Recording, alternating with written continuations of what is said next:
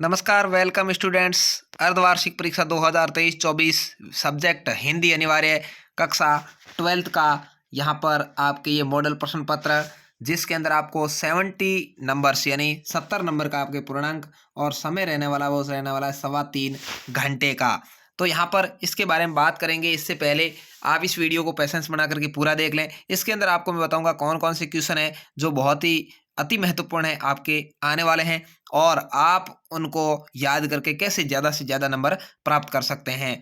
तो इसके लिए आप चैनल को ज़रूर सब्सक्राइब कर लीजिएगा और बेल आइकन यानी घंटी का बटन प्रेस कर दीजिए, साथ ही साथ वीडियो को लाइक भी कीजिएगा। तो यहाँ पर आपके लिए सर्वप्रथम यहाँ निर्देश लिखे हुए होते हैं, सभी प्रश्न करना अनिवार्य है। प्रत्येक प्रश्न के अंक सामने अंकित है। सर्वप्रथम विद्यार्थी अपने नामांकन प्रश्न पत्र पर अनिवार्य लिख दें। आपको यहाँ पर रोल नंबर है जो आपके वो जरूर लिख देने हैं। ऊपर कॉलम बना हुआ आएगा। जिन प्रश्नों के आंतरिक खंड है उन सभी के उत्तर एक साथ ही लिखने हैं। यानी जैसे आंतरिक खंड है, मान लो पहले क्वेश्चन है, इसके नीचे 5 सवाल आ गए तो वो पांचों ही आपको कंटिन्यू लिखना है। ऐसे नहीं 2 यहाँ लिख दो, 2 कहीं और लिख दो, ठीक है। तो ये आपको ध्यान रखना जरूरी, नहीं तो आपका नंबर है वो कट सकता है। तो यहाँ देखिए खंड अ है, निम्नलिखित अपठित गद्यांश से इसको ध्यानपूर्वक पढ़कर नीचे दी गई वस्तुनिष्ठ प्रश्नों के उत्तर देने। तो इस गद्यांश को अच्छे से पढ़िए। सत्य और अहिंसा केवल इस देश के लिए नहीं, मानव मात्र के जीवन के लिए अति आवश्यक है। तो ये सत्य और अहिंसा के बारे में कहा गया, ठीक है। यहाँ पर आपको उपयुक्त गद्यांश का उचित शीर्षक क्या है वो लिखना है। हमारी संस्कृति का मूल आधार अहिंसा, परोपकार, एकता की भावना या सत्य का महत्व। तो यहाँ पर संस्कृति का मूल आधार अहिंसा हो जाएगा। अहिंसा का दूसरा स्वरूप क्या है? उन्नति, त्याग, हिंसा या संघर्ष। तो त्याग है उसका दूसरा रूप। इस तरह से आप इसको पढ़ेंगे तो अच्छे से सभी के जवाब दे पाएंगे। मानव जीवन के लिए क्या आवश्यक है? साहस व धैर्य, दृढ़ इच्छा शक्ति, सत्य और अहिंसा, ईश्वर में विश्वास और संघर्ष। तो सत्य और अहिंसा अनिवार्य है। लोकतंत्र का क्या अर्थ है? सामूहिक व सामाजिक एकता, व्यक्तियों की विचार अभिव्यक्ति, व्यक्ति की पूर्ण स्वतंत्रता, इनमें से कोई नहीं। तो व्यक्तियों की विचार की अभिव्यक्ति होनी चाहिए लोकतंत्र में। भारतीय संस्कृति का मूल आधार क्या है? तो सत्य, नैतिकता, इच्छा शक्ति या अहिंसा है। तो भारतीय संस्कृति का मूल आधार सत्य है, ठीक है। तो ये सारी बातें इसके अंदर से आपको लेकर के लिखनी है। अब है निम्नलिखित अपठित पद्यांश को ध्यानपूर्वक पढ़ना है और प्रश्नों को उत्तर देना है। यहाँ पर भी आपको 5 क्वेश्चन मिलेंगे, 1-1 नंबर के होंगे। तो इसको आप अच्छे से ध्यानपूर्वक पढ़िए। स्क्रीनशॉट लेकर के वीडियो को रोक करके अच्छे से पढ़ सकते हैं। उसके बाद आपको इन सवालों के जवाब देने हैं। कवि ने धरती में किसके बीज बोए थे? आम के, मटर के, सेम के, मेथी के। तो यहाँ पर इसमें लिखा होगा, मैंने कुतुलवंश आंगस के कोने की गीली तय को यों अंगुली से सहलाकर बीज सेम के दबा दिए। तो किसके बोए? सेम के। कवि ने लोभ वंश धरती में क्या बोया था? पैसे, अनार, आम या फलियां।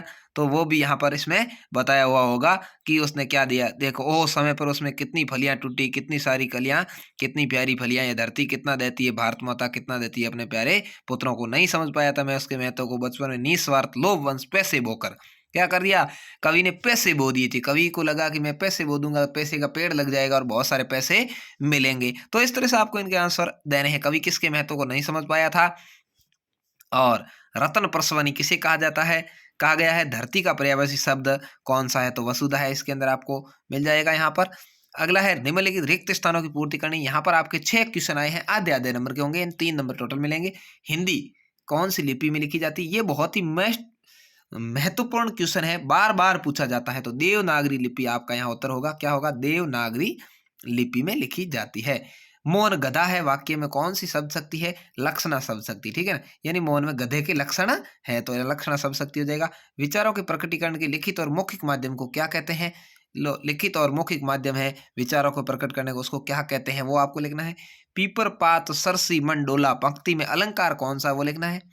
वर्णों की बार बार आवर्ती को कौन सा अलंकार होता है? यमक होता है। कौन सा होता है वो लिखना है। वर्णों के सार्थक समूह को क्या कहते हैं? सार्थक समूह वाक्य कहलाता है या शब्द कहलाता है वो देखना है आपने। वर्णों के सार्थक समूह शब्द कहलाता है, ठीक है। तो इस तरह से आपको यहाँ पर आधे आधे नंबर के क्वेश्चन करने हैं। निम्नलिखित अति लघुतरात्मक प्रश्नों का उत्तर देना है।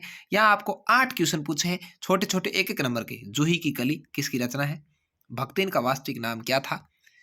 मेढक मंडली का दूसरा नाम क्या था? ये बहुत ही महत्वपूर्ण है। हर मॉडल प्रश्न पत्र के अंदर ये सवाल पूछा गया, जरूर आपके एग्जाम आ सकता है। सिंधु सभ्यता के नगरों के नाम आपको बताने हैं। ककार कितने होते हैं नाम लिखने हैं। निम्न पारिभाषिक शब्दों के अर्थ लिखने हैं। एबिलिटी का अर्थ क्या है और इकोनॉमी का अर्थ क्या है? तो एबिलिटी का अर्थ है योग्यता। क्या है हिंदी में इसका अर्थ? योग्यता, ठीक है, योग्यता। और इकोनॉमी का अर्थ है आर्थिक, ठीक है ना। इकोनॉमी का मतलब होता है आर्थिक रूप से, ठीक है। चलिए तो यहाँ पर आपका हो जाएगा। हालावाद के जन्मदाता किसे है माना जाता है? पहलवान लठन सिंह का गुरु कौन था? ये आपके 8 छोटे छोटे क्वेश्चन आ गए। अब खंड ब आ गया है। यहाँ पर आपको खंड ब शुरू करना है। इसके अंदर सबसे पहले 9 क्वेश्चन पूछे गए हैं, आपके 2-2 नंबर के होंगे। टोटल 18 नंबर का ये ब भाग रहेगा। 40 शब्दों मतलब 3 से 4 लाइन में लिखना है। समाचार लेखन में इंट्रो किसे कहते हैं, इसका क्या महत्व है। निराला की बादल राग कविता का प्रतिपाद्य स्पष्ट करो। संघर्ष सहर्ष स्वीकारा है कविता का मूल भाव लिखना है। बाजार का जादू कब किससे सबसे ज्यादा चलता है। चार्ली सबसे ज्यादा स्वयं पर कब हंसता है। सिल्वर वेडिंग कहानी में लेखक का क्या संदेश। सूझ कहानी की मूल संवेदना।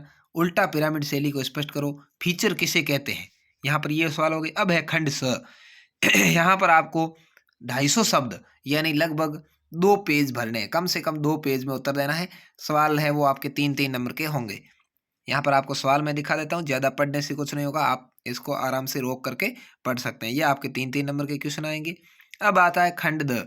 यहाँ पर आपके थोड़े बड़े सवाल है, 5 नंबर के आए हैं। 2+3 कैसे देखिए। निम्नलिखित पद्यांश की सप्रसंग व्याख्या। प्रसंग का आपको 2 नंबर मिलेगा और व्याख्या का 3 नंबर मिलेगा। टोटल 5 है। यहाँ आप देख लीजिए कैसी इनकी व्याख्या आपको करनी है। अगला है निम्न में से किसी एक गद्यांश की सप्रसंग व्याख्या करनी। यहाँ वही है, वहाँ पद्यांश था या गद्यांश है। गद्यांश की भी आप सप्रसंग करेंगे, प्रसंग का 2 नंबर और व्याख्या के 3 नंबर है। ठीक है, यहाँ पर आप देख लीजिएगा।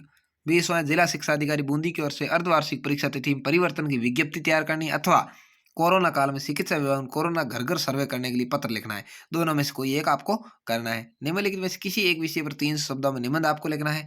महिला सशक्तिकरण सरकार की योजनाएं कौन कौन सी वो लिखिए, या कोरोना महामारी टीकाकरण पर लिखिए, या मनरेगा गाँवों की जीवन रेखा पर लिखिए, राष्ट्र निर्माण में छात्रों का योगदान। तो इस तरह से आपका ये कक्षा 12th का अर्धवार्षिक मॉडल प्रश्न पत्र है, जिसमें आप अधिक से अधिक नंबर है वो प्राप्त कर सकते हैं। तो धन्यवाद, जय हिंद, वंदे मातरम। मिलेंगे नई वीडियो में। चैनल को आपने जरूर सब्सक्राइब कर लिया होगा। आप कमेंट करके मेरे नंबर प्राप्त कर सकते हैं और मॉडल प्रश्न पत्र भी मुझे भेज सकते हैं। वार्षिक परीक्षा की भी आपको हमारे चैनल अनिल क्लासेस पर तैयारी करवाई जाएगी। धन्यवाद।